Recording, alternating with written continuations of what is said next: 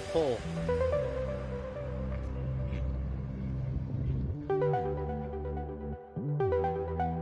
What do you think, Rick?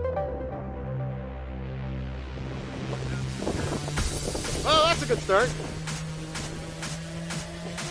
Look at the mess we made in Saskatoon. There is FOKKERs everywhere.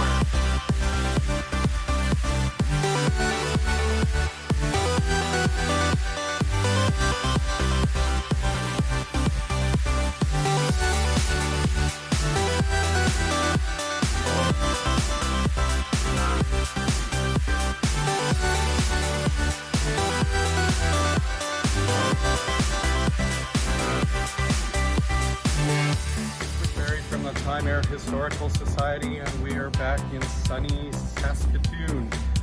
Behind me we have C-FTAV, which is the silver bullet originally with Time Air when it came into the fleet.